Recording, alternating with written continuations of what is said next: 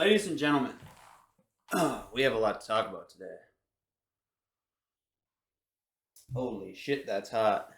All right, let's get down to business, everybody. Obviously, today, by the title, we're going to be discussing some people, certain group of people, a very specific group of people. Okay, and those people would be the people of Israel. But as it turns out, there's not just one group of people in Israel. There's actually a couple groups of people in Israel, and that's what we're going to make the distinction between today. Okay? So, when you're talking about Israel, there's a couple places to start. I'm not sure which one the best one is. I don't have a script, so we're just gonna walk through it together. All right? It'll be like a little infocast, like a podcast, but we're just going on the little interwebs here. So let me move this over. And let's start by talking about, let's talk about the Balfour Declaration, actually, really quick.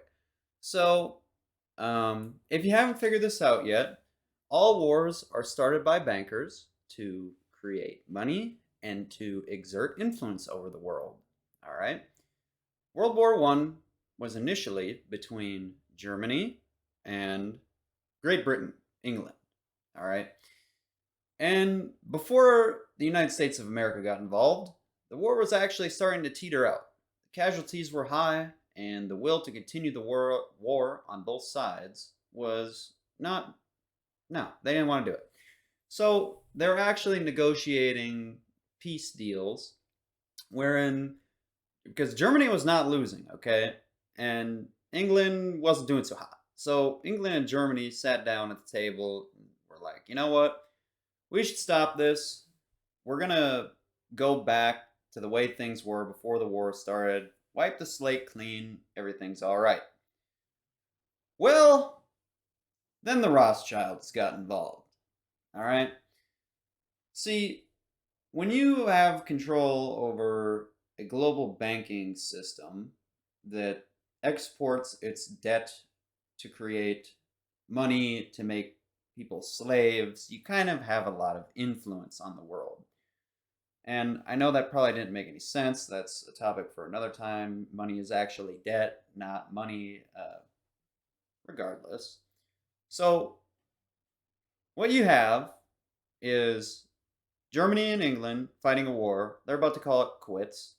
But then the Rothschilds, the banking dynasty, sees an opportunity to make a deal. See, the Rothschilds have influence over the United States of America. They have connections in the government. They have the money to fund we'll call it expedition. All right. But they want something in return. So well, let's just look here. Let me pull it up for you. Let me move my face out of the way. All right. So we're talking about the Balfour Declaration.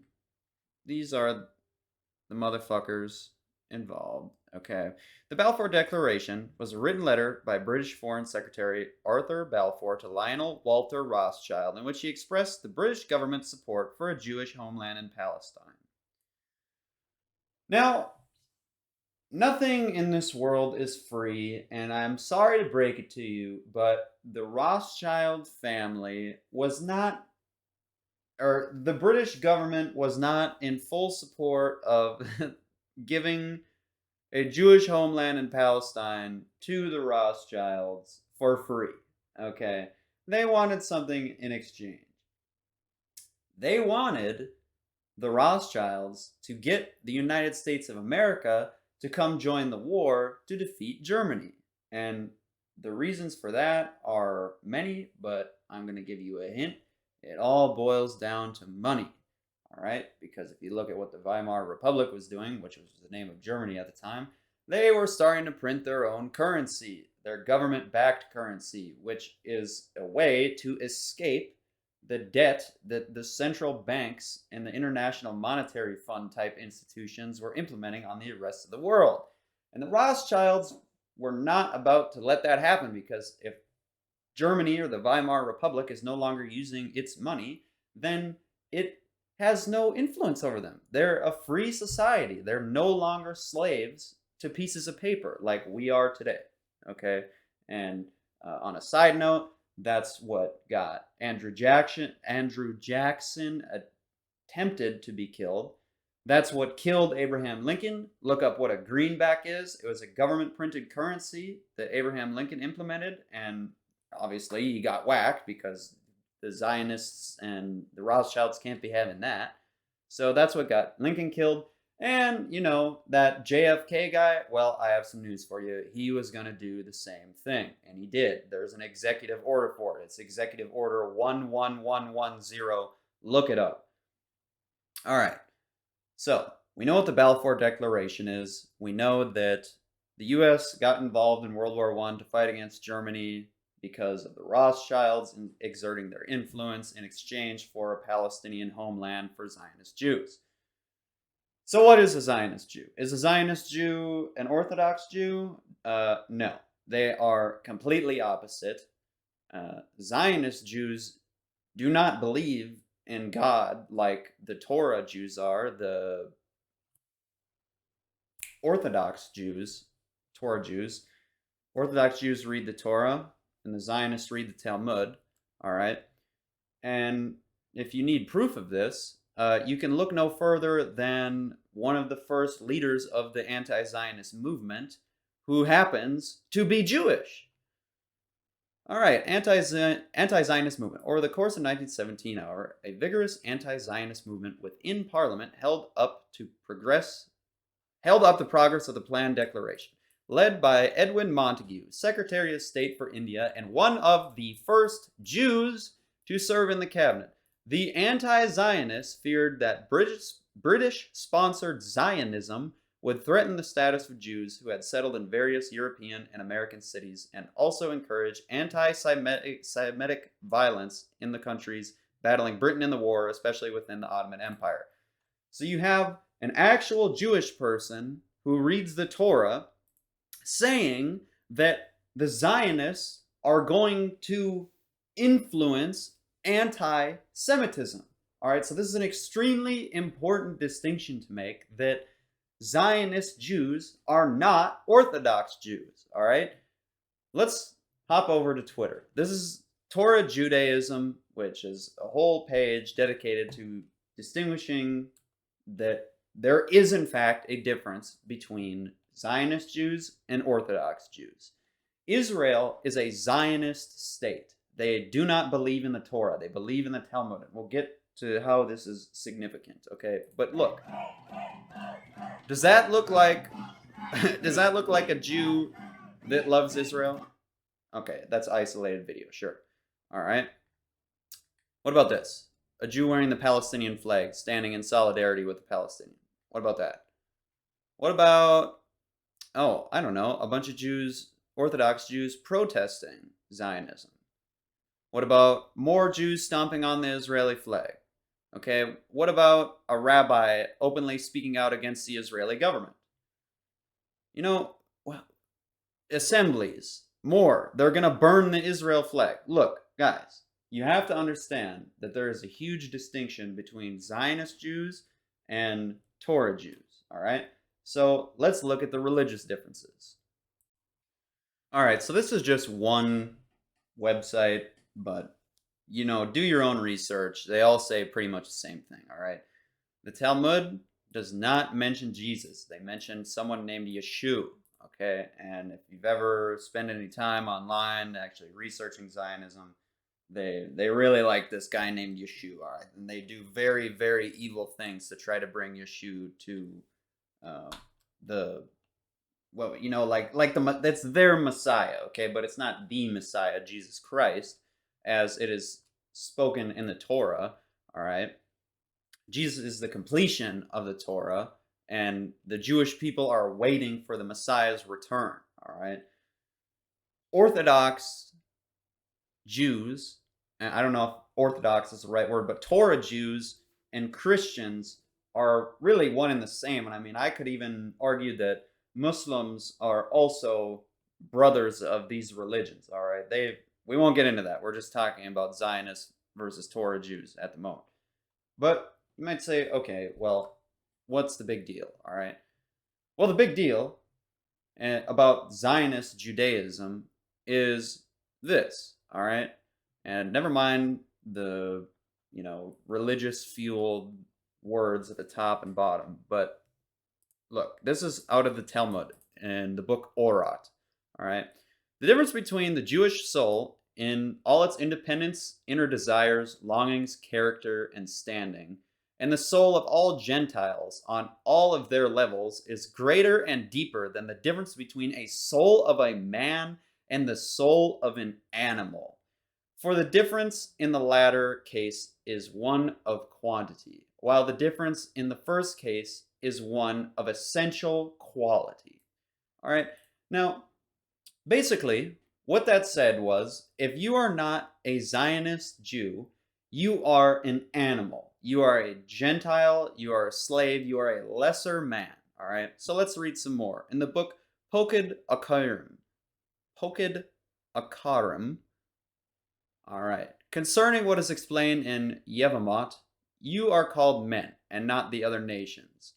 That the Gentiles were deprived of the title men, only where Israel were called men, because in comparison to Israel, who are the primary form of man in the divine chariot, it is irrelevant to call any of the Gentiles men. A Gentile is a non-Zionist Jew, by the way.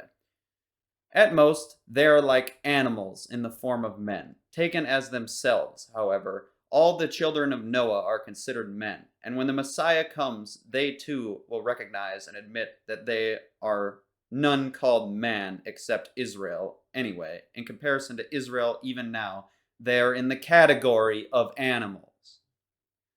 This is what these people think of you. This is who controls the Israeli government. The big Star of David, and by the way, there is absolutely no mention of a pentagram star in the Bible with David. It's actually attributed to this other guy named Satan, but I won't talk about that. All right. But this is the point. These people that our government just love to support, all right, Israel, absolutely fucking hate Christians, all right? They hate Torah Jews, and they really fucking hate Muslims, all right? So why do we support these people? Why do we give Israel billions of dollars? Why do we fight Israel's wars? Israel is not our ally, all right? And I will prove that to you now. All right, here's where we start getting into some uncomfortable truths. So if there's anything I say that you find hard to believe, please look it up for yourself, because I am not fucking making any of this up. I may misspeak and say something out of pocket, perhaps, but nothing I'm saying is unequivocally false, all right? So let's talk about what a great ally Israel is. First of all, I want you to ask yourself, what is one thing, anything at all that you can think of that Israel has done for the United States of America? I'll give you 5 seconds. That's right. You can't think of anything, because they fucking haven't done a single goddamn thing for the United States of America that's positive. But what is this? The USS Liberty? Israel torpedo U.S. Navy ship, 4 killed. Oh, but that was only the first day when the headline came out. 34 people were killed and 174 were wounded. And you might ask yourself, well, how could this happen? How could Israel attack a U.S. naval ship? I was going to say battleship, but this was unarmed. All they had was machine guns to defend against, like Somali pirate type deals. This is not a battleship, all right? So at best, and the excuse is for them attacking it, they said that they didn't see the colors on the ship, okay? So at best, the Israeli government is claiming that they were just trying to murder and sink a ship that had no weapons on it that wasn't the US, okay? And at worst, if they acknowledge that the ship obviously was flying the United States of America flag because it's a fucking naval vessel, and not only does it have the United States of America's flag on it, it also has the fucking markings of a United States of America ship, GTR 5, okay? The Egyptians and the Syrians don't even fucking have battleships or any type of naval vessel like this, and they damn sure don't have English letters on the front of it, okay? So the entire narrative that this was an accident, that Israel attacked a U.S. naval ship, is complete bullshit to begin with, all right? And listen, they didn't just like shoot a couple torpedoes at this thing and, hit it with a fucking machine gun a couple times. No. According to the official survivors account, as I understand it, I'm sure I'm paraphrasing this a lot. I highly recommend you go look at this because it's so important to know about. They machine gunned the lifeboats first. That was the first thing they did. They sent out a little dinghy with a 50 cal on it, and they machine gunned the lifeboats, first of all. And that is very important to the rest of this, because what they're trying to do is leave no survivors, all right? They machine gunned the lifeboats, and then they sent a fucking jet, an Israeli fighter jet, to strafe this thing. There's over 1,000 rounds of a 40 millimeter cannon in this, multiple torpedoes. They dropped napalm on the deck. They were trying to fucking sink this. It killed 34 sailors and injured 174. All right? And you might ask why. Well, you need to realize that, like I said previously, all wars are banker wars, but that's not the only reason to start one, all right? It's not just about money. It's about exerting influence over the regions of the world. What Israel was doing at this time was engaging in conflict in the 7 nations surrounding Israel. And what better excuse to start a war with somebody than to be provoked, all right? Here's how it goes down. The U.S. has a ship near Israel in the Middle East. The U.S. and Israel are allies. Somebody sinks this U.S. vessel. No survivors. Nobody knows what happens. But Israel, fortunately, Mossad intelligence saw that it was actually an Egyptian ship or fleet that sunk this American ship. It was actually a Syrian ship that took down this U.S. naval vessel. Oh, so now we have an Israel enemy being attacked, or an Israel enemy attacking the United States, and Israel just so happens to now have a reason to go invade them with the full support of the U.S. military. Wow, that kind of sounds like a false flag operation. The only reason that this ship was not sunk was because there is a Soviet spy ship that just happened to come rolling up on this whole operation, and Mossad saw it and they said, oh shit, we have to stop. So what happened? What was the punishment to Israel for deliberately killing 34 sailors and trying to start a new war in the Middle East in the 70s, 67 rather? Nothing. Not a single fucking thing happened. 34 people are dead. This is a fucking act of terrorism, a false flag event deliberately perpetrated by Israel. And what happened? Nothing. The U.S. government did nothing. Why? Why would the U.S. government do nothing? I wonder if there's anybody in the U.S. government that has ties to Israel. I wonder if we could look that up. All right, the question is there, if any ties at all to Israel and the United States government? What is this? Secretary of State, Secretary of Homeland Security, Director of the CDC, Director of the Office of Science and Technology Policy, Co-chair White House Gender Policy Control, senior advisor to COVID-19 response coordinator, chair of the U.S. Secretaries and Exchange Commission, attorney general, director of national intelligence, secretary of the Treasury, deputy secretary of State, deputy director of the CIA, White House chief of staff, just a couple guys, just a couple people, even though that, Jewish people only make up 2% of the population, it's just because they're so successful and they're so intelligent that they, what is this? 1, 2, 3, 4, 5, 6, 7, 8 times 3 is 24. 24 cabinet position seats, all occupied by these people. Okay? Can you explain this? Can anybody explain this? Oh, wait a second.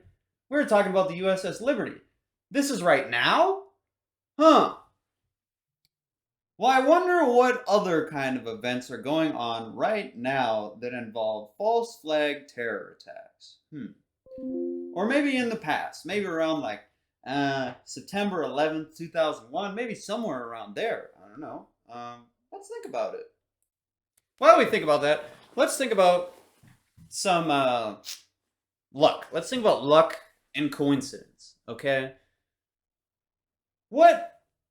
How unlucky Israel is to have, it's like yin and yang. It's such an ironic situation we have on our hands with the most recent invasion of Israel by Hamas, right?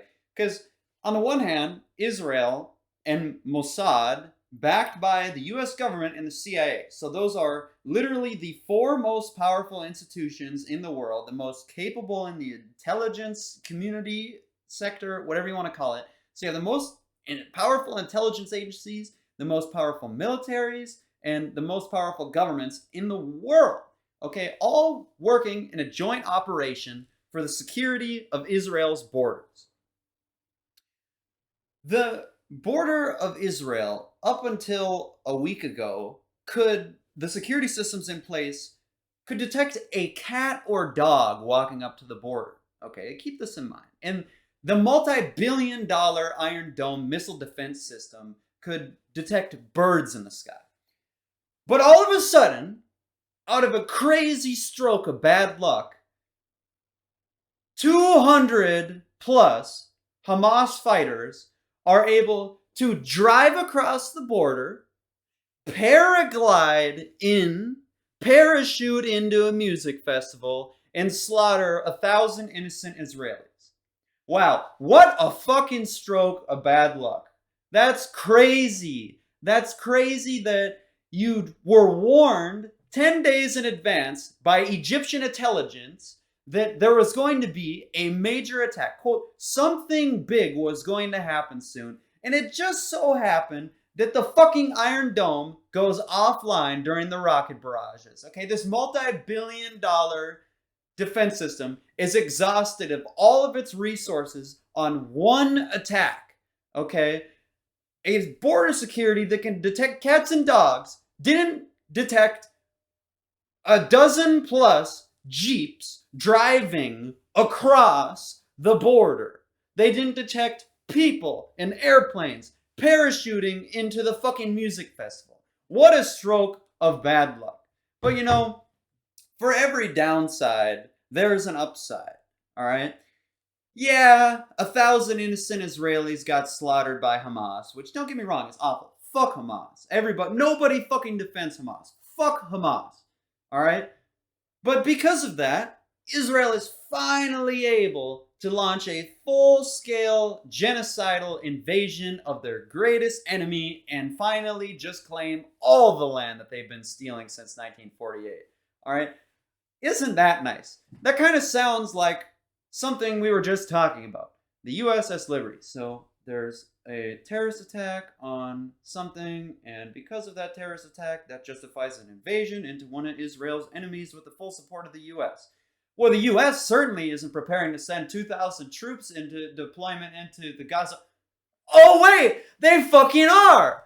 That's crazy! That's crazy that all the intelligence agencies and all the militaries miss an invasion of their own country, and because of that, that's justification to launch a full-scale military operation into a foreign country.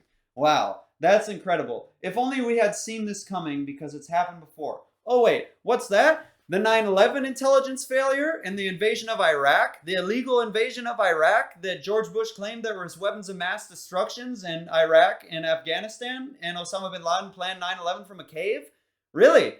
Well, this all kind of sounds like the same fucking thing. It's almost like every 20 years or, 10 years when they're low on cash, they create a false flag attack to justify a large scale military operation to boost the economy through the military industrial complex through companies like General Dynamics, Lockheed Martin, Raytheon, and they will literally kill their own people to justify a military op. But, that's just a conspiracy theory. What really happened was they just didn't see it. Mossad just didn't see the invasion. And, they just took 8 hours to respond to it, too. It's just like, they were busy. It was the holiday, Mossad was on holiday. They didn't have time to defend the nation or anything fucking stupid like that, And the Iron Dome is, multi-billion-dollar defense system. It just wasn't working, It's crazy. So, United States of America, please send us $100 billion and come help us flatten the Gaza Strip.